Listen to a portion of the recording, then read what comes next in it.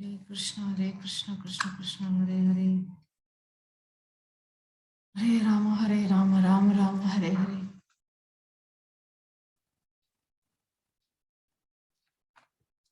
स्वागत है कृष्ण पुस्तक के आज के सत्र में। तो पिछले सत्र में हम 28वें अध्याय तक चर्चा किए थे और आज क्रम है 29वें अध्याय का, जिसका नाम है रास लीला का शुभारंभ। भगवान स्वयं अपने भक्तों के साथ रास करने के लिए वहां पर उपस्थित हैं। तो वहां पर बादरायणी यानी कि सुखदेव जी कह रहे हैं कि भगवान अपिता रात्रि शरदोत्फुल्ल मल्लिका वीक्षरंतुम मनश्चक्रे योग माया मुपाश्रितः। भगवान की भी इच्छा हुई है अपने भक्तों से एकाकार होने की। शरद पूर्णिमा की उस रात्रि का भगवान ने चयन किया है। अपने मन चक्र में भगवान ने उस बात का निश्चय किया है कि अब मुझे मेरे भक्तों से, जो मुझसे प्रेम करते हैं, जिन्होंने अपना सर्वस्व मुझे समर्पित किया है, ऐसे भक्तों के लिए उनका नाम ले लेकर भगवान ने उनको वहां आह्वान किया है, जो कि है गोपियां। ब्रज की वो सारी गोपियों को भगवान ने अपनी मुरली के स्वर से, यानी कि अपनी वेणु निनाद से भगवान मानो उनका सबका नाम पुकार के उनको वहां पर आमंत्रण दे रहे हैं। निशम्य गीताम तदनंग वर्धनम रजश्रिय कृष्ण ग्रहीत मानसा आजग मुरुन्योन्यमलक्षितोद्यमा सयत्र कांतो जवलोल कुंडला। उस मुरली के स्वर को सुनकर के, जो कि अनंग वर्धनम, अनंग बोलते हैं कामदेव को, जो काम को बढ़ाने वाला वो जो स्वर था मुरली का, जैसे ही गोपियों के कर्ण रंध्रों में वो प्रवेश किया उस स्वर ने, उनका चित्त पहले ही क्या है, कृष्ण ग्रहीत मानसा, उनका चित्त पहले ही कृष्ण ने अपने अधिग्रहण में कर रखा है। प्रहलाद जी महाराज के प्रसंग में भी सप्तम स्कंद में लिखा है कि भगवान ने जो है प्रहलाद जी महाराज का चित्त ग्रहण कर लिया है। असल में सब जो शुद्ध भक्त होते हैं वो यही चाहते हैं कि भगवान उनके मन को अपने अधिग्रहण में ले लें, अपने आधिपत्य में ले लें। तो गोपियां जो इतना समय से प्रतीक्षा कर रही थी कृष्ण के मिलन के लिए, वे उनको अपना अपना नाम वहां पर सुनाई दिया है। और इतनी जल्दबाजी में, हड़बड़ी में घर से निकलना, उन्होंने दौड़ना शुरू किया है कृष्ण की ओर, जहां से वेणु का स्वर आ रहा है उस दिशा में दौड़ना शुरू किया है। किसी ने क्या कहाँ पहना है, पैरों में पहनने वाली पायल गले में पहन लिया है, माथे में लगाने वाला कुमकुम ओठों पर लगा लिया है। इस प्रकार से जो है सब उल्टे पुल्टे श्रृंगार कर रही हैं। दुहन्त्योऽभ्ययुः काश्चित् दोहं हित्वा समुत्सुकाः पयोधिश्रित्य संयावमनु द्वास्या पराययुः। कुछ गोपियां गाय दूह रही थी, अपनी अपनी घर की गैयाओं को दूह रही थी, दूध निकाल रही थी। मुरली का स्वर सुना है, जो भांड था, वो बर्तन था दूध निकालने का, उसको वहीं फेंका है, सारा दूध फैल गया और भागी है वहां से। कोई कोई मथ रही थी दही को, दूध, हाँ, दही को मथ रही थी माखन निकालने के लिए। और कुछ कुछ रसोई में चूल्हे पर दूध उबाल रही थी। और कुछ रसोई में भोजन पका रही थी। सब वहीं का वहीं छोड़ करके भागी हैं सब कृष्ण के मुरली के स्वर को सुन करके। परिवेश्यन्त्यस्तद्धित्वा पायन्त्यः शिशून् पयः शुश्रूष्यन्त्य पतिं काश्चिद् अश्नत्योपास्य भोजनम् लिम्पन्त्य प्रमृतञ्जोन्या अंजन्त्य काश्चलोचने। यत्यस्र वस्त्राभरणाः काश्चित् कृष्णान्तिकं ययुः। इतना सुंदर सुखदेव जी यहाँ वर्णन कर रहे हैं कि उनमें से कुछ श्रृंगार कर रही थी, अपने बच्चों को कोई दूध पिला रही थी, कोई अपने पति की सेवा कर रही थी, सब छोड़ छाड़ के भागी हैं कृष्ण की ओर, कृष्ण की ओर चल पड़ी हैं। और कुछ गोपियां जो है अपना रात्रि का भोजन बनाने का कार्य, जो परिवार के लिए जो होता है संध्याकालीन भोजन, वो तैयार कर रही हैं। कुछ ने क्या किया है, काजल जो आंखों में लगाने का था वो ओठों पर लगा लिया। इस प्रकार से सब उल्टा पुल्टा गोपियां कर रही हैं, सब उल्टा पुल्टा। But all the gopis stopped these activities. उस समय गोपियों ने क्या किया, सारा अपना कार्य रोक के जो भी वो कर रही थी वहां पर सब छोड़ छाड़ के भगी है कृष्ण की ओर। ये होती है शुद्ध भक्ति। कोई आकर्षण नहीं है संसार के रिश्तों के प्रति, कौन पति कौन बच्चा कौन सास ससुर रिश्ते, कोई परवाह नहीं। कृष्ण ही सर्वोच्च है, कृष्ण ही हमारे लिए सर्वोपरि है। ये सोच करके घर त्याग के चल पड़ी हैं गोपियां। सब उल्टा पुल्टा पहना है, कपड़े भी सब उल्टे पुल्टे पहन लिए। बस ऐसे ही चल पड़ी हैं गोपियां। और इस प्रकार से गोपियां चल पड़ी हैं कृष्ण की ओर। अब आगे सुखदेव जी महाराज कह रहे हैं कि दुस्सह प्रेष्ट विरह तीव्रता पदुता शुभा ध्यान प्राप्ता चिता श्लेष निर्वृत्या क्षीण मंगला तमेव परमात्मानं जार बुद्ध्यापि संगताः जहोर गुणमयम देहम सद्य प्रक्षीण बंधनम। दुस्सह प्रेष्ठ विरह, प्रेष्ठ यानी कि प्रिय, अपने प्रिय कृष्ण का विरह जब दुस्सह हो गया, सहने के योग्य नहीं रहा, सह नहीं पा रही थी, इनटॉलरेबल, टॉलरेट नहीं कर पा रही थी कृष्ण से विरह को। ध्यान प्राप्ता च्युता श्लेषा, कुछ गोपियों के तो घर वालों ने उनको रोक लिया है जबरदस्ती, जाने नहीं दे रहे थे, तो कमरा बंद करके अंदर ही ध्यान लगाया है और वहीं से शरीर कमरे में ही है लेकिन आत्मा कृष्ण के पास पहुंच गई है। वहां पर जहां कृष्ण है वो सबसे पहले पहुंची है, जिसको शरीर से नहीं जाने दिया उसके घर वालों ने। जो शरीर सहित आई है गोपियां दौड़ करके, वो तो फिर भी पीछे आई है, लेकिन जिस गोपी ने शरीर जिसका घर में ही है उसको जाने नहीं दे रहे, वो आत्मा से तो पहले पहुंच गई दूसरी गोपियों से। आगे कह रहे हैं तमेव परमात्मानम जार बुद्धियापि संगता। जार बुद्धि यानी कि काम भावना, काम बुद्धि से कृष्ण की उपासना कर रही है, जार बुद्धि। तो जार बुद्धि या कोई भी बुद्धि हो कृष्ण की ओर लगे तो सदगति। पहले भी इस विषय में चर्चा हो चुकी है इसी कृष्ण पुस्तक के सत्र में कि कृष्ण की ओर हम किसी भी भाव से बढ़े। और सप्तम स्कंद में श्री नारद जी महाराज श्री युधिष्ठिर जी महाराज को जब उपदेश दे रहे थे और शिशुपाल वध और वो सब जो घटनाएं वहां पर श्री नारद जी महाराज युधिष्ठिर जी महाराज को सुनाए हैं, उसके बाद उन्होंने नृसिंह अवतार की कथा पूरी सुनाई है। तो सुखदेव जी ने मतलब परीक्षित को सुनाई है वहां पर ये पूरी घटना।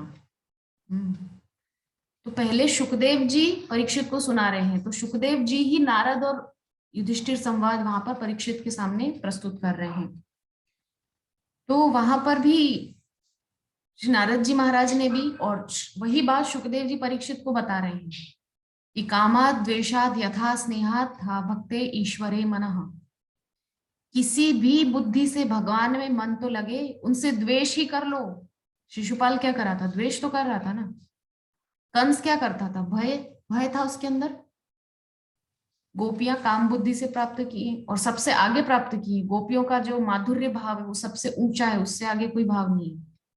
5 जो रस हैं भगवान से प्रेम करने के, उसमें माधुर्य रस सबसे उच्च श्रेणी की भक्तिन है गोपियां। उनसे आगे कोई नहीं है। तो कामात द्वेषात यथा स्नेहात, ब्रजवासी क्या करते थे? उनसे स्नेह करते थे। नंद बाबा, यशोदा मैया, वसुदेव, देवकी। हम्म, तो इस प्रकार से, और पहले भी हम चर्चा कर चुके हैं कि जो भी हमारे अंदर विकार हैं, बहुत चर्चा होती है कि विकारों को कैसे दूर किया जाए, विकारों को कैसे दूर किया जाए। विकारों को दूर नहीं करना है, विकारों का मुख संसार से हटा के कृष्ण की ओर लगा देना है। तो निश्चित रूप से हम इस भव बंधन से छूट जाएंगे। काम वासना संसार से हटा के यदि उसको कृष्ण की ओर लगा दिया जाए तो वो मुक्ति का साधन है। क्रोध, जरासंध को कितना क्रोध था कृष्ण के ऊपर। मेरी बेटियों को विधवा बना दिया, मेरे जामाता कंस को मार डाला इसने। 17 बार 23 अक्षौहिणी सेना लेकर के चढ़ाई की। 23 अक्षौहिणी सेना, इतनी तो महाभारत में दोनों तरफ नहीं थी। पांडवों की तरफ थी 7 अक्षौहिणी, कौरवों की तरफ थी 11 अक्षौहिणी। 11 और 7 18। इस प्रकार से 18 अक्षौहिणी सेना तो सिर्फ दोनों तरफ से मिला की थी, लेकिन अकेला जरासंध 23 अक्षौहिणी सेना लेकर हर बार आता था और 17 बार उसने चढ़ाई की है मथुरा पे। इतना उसके अंदर क्रोध था कृष्ण के प्रति। तो उसने भी तो पाया ना कृष्ण को। मगध नरेश जरासंध। तो काम, क्रोध, भय से कंस ने पाया, द्वेष से शिशुपाल ने पाया। इस प्रकार से जो है विकारों का मुख कृष्ण की ओर मोड़ना है, बस, और कुछ नहीं करना है। तो गोपियां आ पहुंची हैं कृष्ण के सामने। देखिए यहां पर भी स्पष्ट कर दिया है सुखदेव जी ने। 15वें श्लोक, दशम स्कंद के 29वां अध्याय 15वां श्लोक। कामम क्रोधम भयम स्नेहम ऐक्यम सौहृदमेव च नित्यम हरौ विदधतो यान्ति तन्मयताम हिते। तन्मयता, देखिए बहुत ही सुंदर शब्द यहां मुझे मिला, यान्ति तन्मयताम हिते। भगवान को क्वालिटी मैटर नहीं करती, क्वांटिटी मैटर करती है।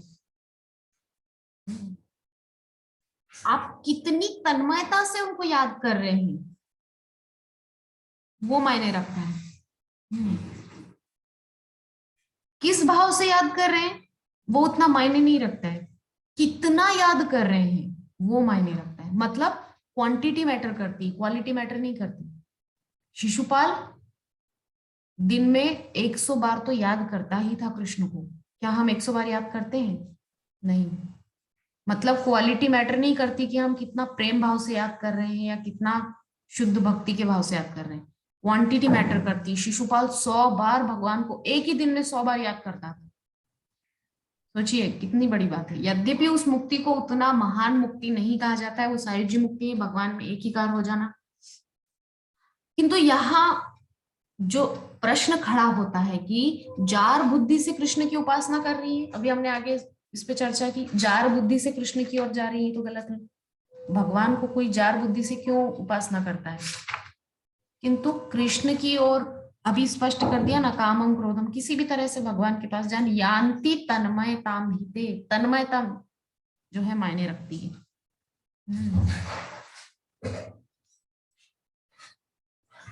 जब गोपियां आ गई हैं तो अब देखिए भगवान कैसी बात कर रहे हैं। श्री भगवान उवाच, 18वें श्लोक में भगवान कह रहे हैं कि स्वागतम वो महाभागा प्रियम किम करवाणी व ब्रजस्यानामयं कच्चित् ब्रूतागमन कारणम। कि स्वागतम वो महाभागा, अरे महाभागाओं, महाभाग्यशालिनियों, आपका स्वागत है। क्या कह रहे हैं भगवान? हे महान भाग्यशालिनियों, आपका स्वागत है। प्रियम किम करवाणी हो, कैसे आपका यहाँ स्वागत हुआ, आपका आगमन हुआ यहाँ पे? क्या करने के लिए आप इस वन में आई है इतनी रात को? ब्रजस्या नाम मयम कच्चित ब्रूतागमन कारणम। हे ब्रज बालिकाओं, हे ब्रजांगनाओं, भूतागमन कारणम, अपने आने का, अपने पधारने का जरा कारण बताइए। ये तो वही बात हो गई कि किसी व्यक्ति ने सुबह फोन करके बुलाया कि रात को डिनर पे आइएगा साहब। रात दोपहर से कम कम खाना शुरू किया कि चलो जाएंगे उनके घर पे, बहुत अच्छा कुछ खाएंगे। जाके बेल बजाई है, पहुंच गए तो बोले अरे आइए, किस क्या काम है आज आपकी, आज इधर का रास्ता कैसे भूल गए, हमारे घर कैसे आना हुआ। लो साहब, सुबह से तैयारी में थे कि रात को डिनर पे उनके वहां खूब अच्छा सुंदर से तंदूरी रोटी मलाई कोफ्ता वगैरह सब कुछ मिलेगा। जाकर के बैठे, दरवाजा ही नहीं खुला था उससे पहले ही वो बोलते हैं कि क्यों आपका आना हुआ, हमारे घर कैसे पधारे साहब, आइए आइए। ये तो वही बात होगी ना, भगवान ने खुद मुरली का निनाद करके एक एक गोपी को उनके नाम से पुकारा है। आ गई है तो पूछ रहे हैं कि आने का कारण क्या है, देवी बोलिए। तो ऐसी बात है। अब 19वें श्लोक में भगवान उनको क्या बोल रहे हैं कि रजन्येशा घोर रूपा घोर सत्व निषेविता प्रतियात व्रजम नेहा स्थेयम स्त्रीबी सुमध्यमा, कि आपका आगमन क्यों हुआ है, क्या आप ये सुंदर रात्रि देखने आई हैं, रजन्येशा घोर रूपा। ये तो शरद पूर्णिमा की सुंदर रात्रि का आप दर्शन करने आई हैं। हम्म, बहुत सुंदर ये जो रात्रि है,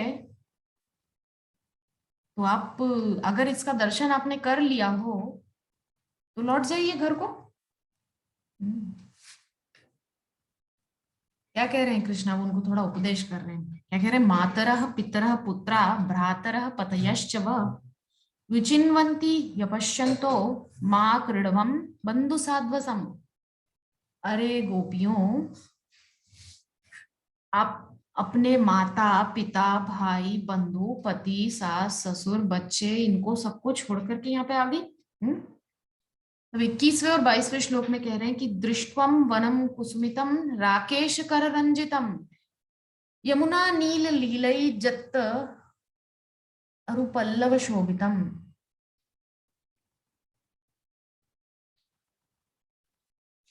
तद्यात मा चिरम गोष्ठम शुश्रूषध्वम पतीन सती क्रंदन्ति वत्सा बालाश तान पायत दुह्यत। दृष्टम वनम कुसित कुसुमितम, ये फूलों से लदा हुआ जो वन है, इसको देखने के लिए आई थी तो देख लिया, अब जाइए। या राकेश कर रंजितम, राकेश कहते हैं चंद्रमा को, चंद्रमा के द्वारा सजी हुई सुंदर इस रात्रि का आप दर्शन करने आई थी तो दर्शन कर लिया ना, अब आप जाइए, लौट जाइए घर को। या ये यमुना का सुंदर चमकता हुआ जल देखने के लिए आई थी शरद पूर्णिमा की रात में, क्योंकि पूर्णिमा की रात में जब रोशनी जल पे पड़ती है तो कितना सुंदर प्रकाश वहां फैल जाता है। तो ये सब देखने आई थी, ये सुंदर पेड़ पल्लव जिनसे पूरा वन शोभायमान हो रहा है, ये सब देखने आई थी, देख लिया, अब लौट जाइए। हम्म, आपकी गैया आपके पति बच्चे परिवार आपका प्रतीक्षा कर रहे होंगे, देवियों लौट जाइए। ये अच्छी बात नहीं है। अब जो है गोपियों को धर्म सिखाने की, धर्म का जो है गोपियों को सिखाने की चेष्टा कर रहे हैं। तो वहां पे एक बहुत सुंदर कथा, एक कहानी कृष्ण ने सुनाई है गोपियों को। कह रहे हैं कि एक बहुत पतिव्रता नारी थी, अपने पति के साथ में और छोटे बालक के साथ में दोनों एक जंगल में रहा करते थे। बहुत साधु पति पत्नी थे। रोज उनके घर में अग्निहोत्र होता था, जंगल से समिधा ला करके रोज उनके घर में अग्निहोत्र करते थे। जो हवन कुंड में जो अग्नि है वो जलती ही रहती थी, कभी बंद नहीं होती थी। तो वो गोपी, वो जो पत्नी है, वो अपने पति की बहुत अच्छे से सेवा करती थी, बहुत सती पतिव्रता नारी थी। छोटा सा बालक भी था उनका 1-2 वर्ष का।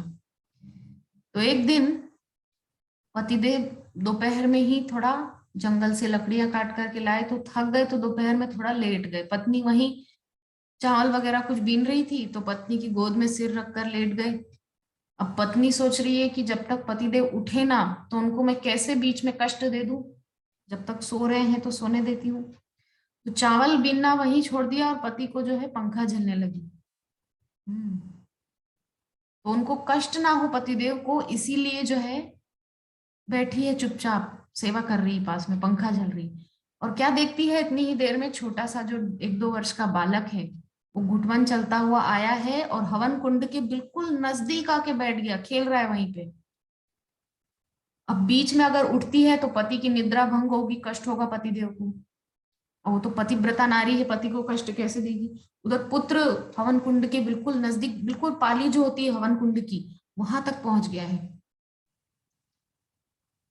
तो उसने देखा कि धीरे धीरे बच्चा हवन कुंड के अंदर चला गया, लेकिन वो नहीं उठी।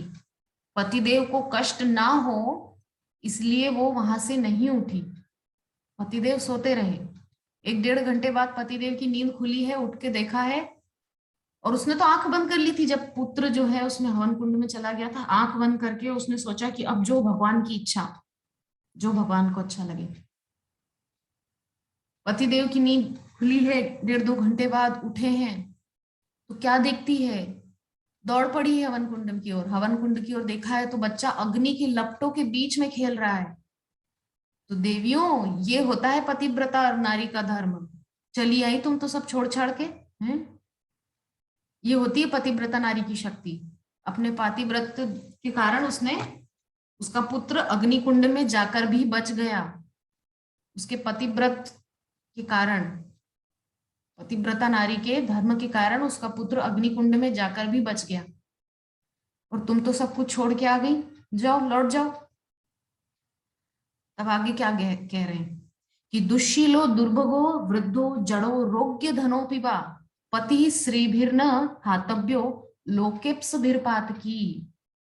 कि पति कैसा भी हो देवियों, दुशील हो, दुर्भग हो, वृद्ध हो, जड़ हो, रोगी हो, धन भी ना हो उसके पास, तब भी पत्नी का धर्म है पति को त्याग कर नहीं जाना चाहिए।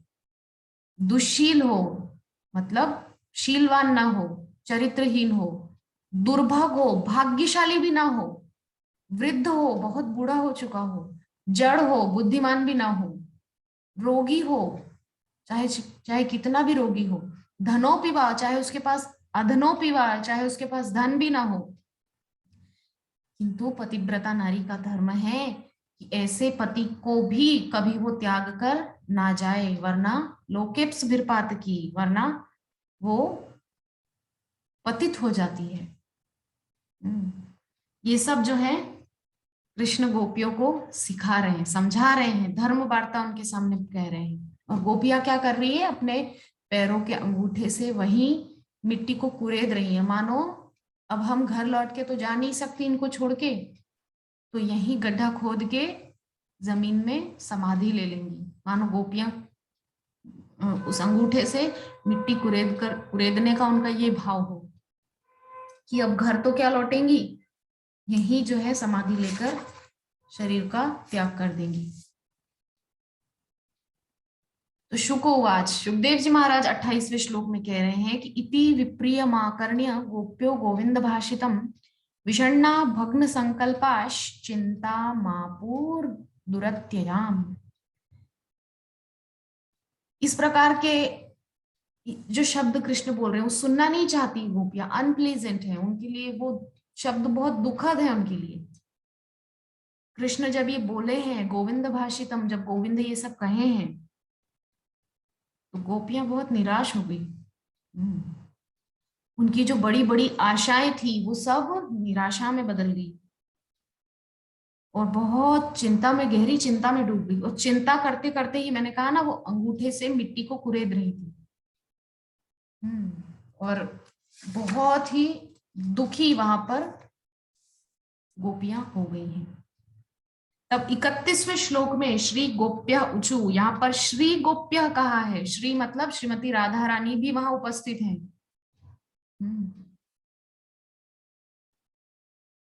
क्या कह रही है गोपियां, इमैवं विभोर हति भवान गदितुम नृशंसम संत्यज्य सर्व विषयान् स्तव पाद मूलम भक्ता भजस्व दुर्ग्रह दुर्वग्रह मा त्यजास्मान देवो यथादि पुरुषो भजते मुमुक्षुन।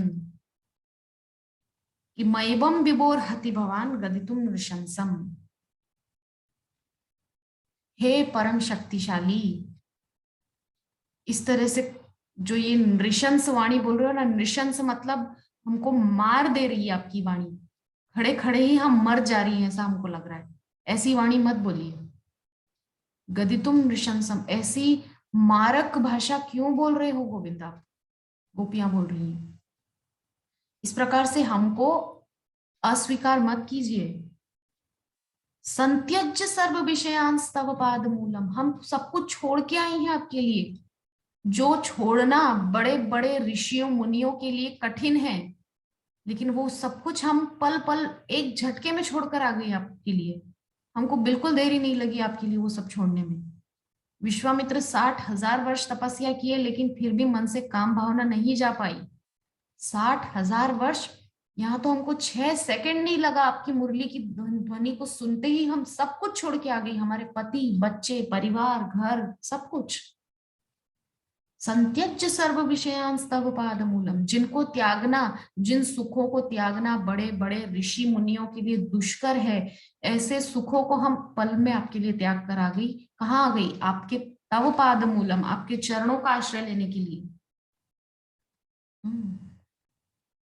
भक्ता भजस्व दुर्वग्रह मात्यजास्मान। ओ स्टबन वन, यहाँ पे कृष्ण को ना जिद्दी कह रही है। ऐसे जिद मत करो कृष्ण। यत्पत्य पत्य सुहृदा मनुवृत्त रंग, मनुवृत्ति रंग श्रीणाम स्वधर्म इति धर्म विदा त्वयोक्तम। अस्त्वेवमेत दुपदेश पदे त्वयीशे प्रेष्ठो भवान स्तनुभृताम किल बंधुरात्मा। ये जो आप धर्म में निपुण होकर के ऐसी धर्म की व्याख्या हमारे सामने कर रहे हो ना, हे धर्मात्मा, कृष्ण को वहां पर ताना दे रही है धर्मात्मा कह करके। ये जो आप हमको पतिव्रता नारी का ये जो सब धर्म हमको समझा रहे हो ना, तो हमसे भी एक कहानी सुन लो फिर। एक बहुत पतिव्रता नारी थी। पति रहते थे, पति जो है एक बार उससे बोले कि देवी मुझे विदेश जाना है धन अर्जन करने के लिए 4-5 साल के लिए, तो तुम ये लो मेरी मूर्ति।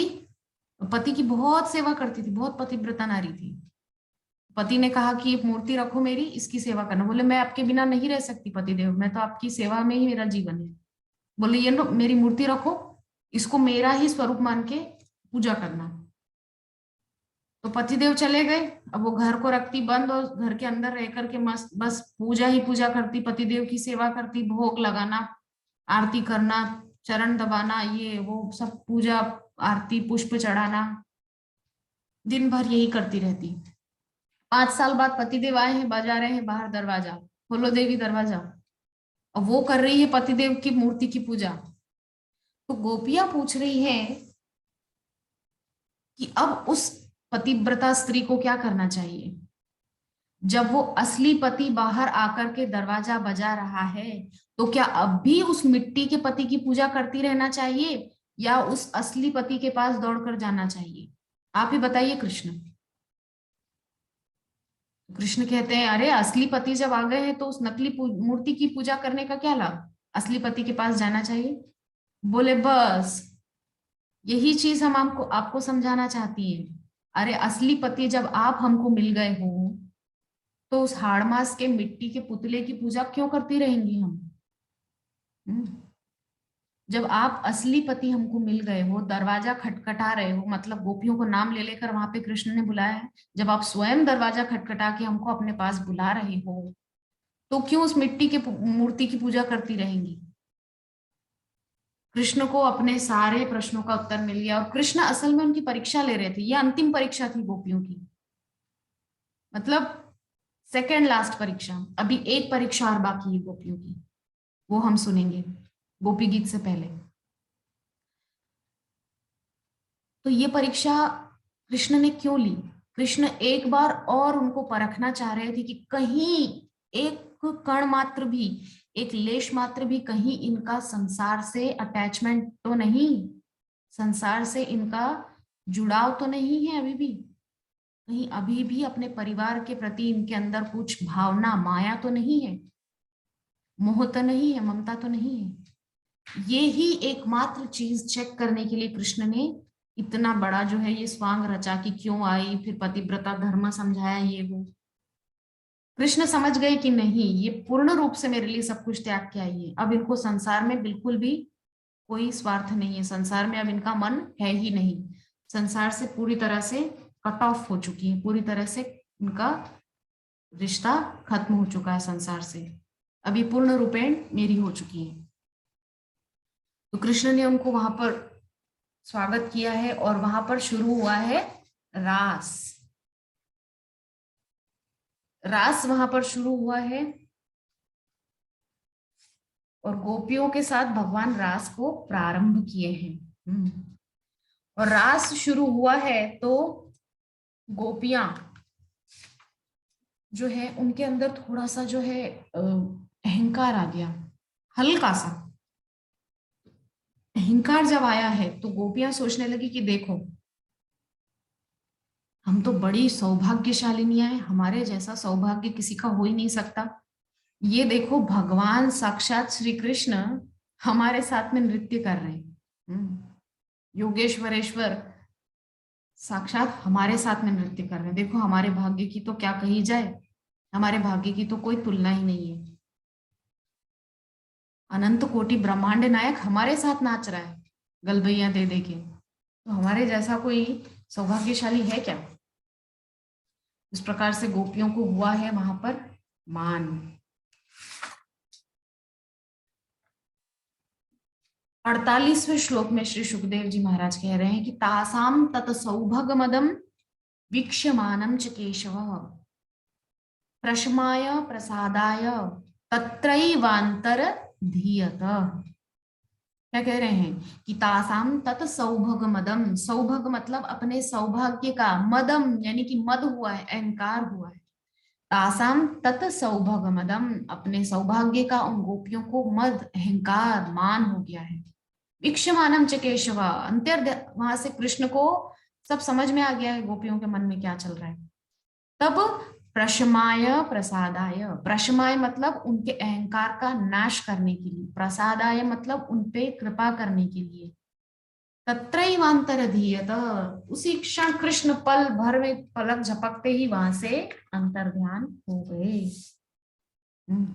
और इस प्रकार से 29वां अध्याय यहाँ पर समाप्त होता है। अब कल पुनः आपके सामने 30वें अध्याय को लेकर प्रस्तुत होंगे, जिसका नाम है गोपियां, जिसमें कृष्ण का गोपियों से छिपना। कृष्ण गोपियों से छिप रहे हैं और गोपियां क्या कर रही हैं, उनका अनुसंधान कर रही हैं, भटक भटक के यहां से वहां, वहां से यहाँ। तो गोपियां कृष्ण को खोजने के लिए निकल पड़ेंगी। और इस अध्याय पे हम कल चर्चा करेंगे, जो कि है 30वां अध्याय।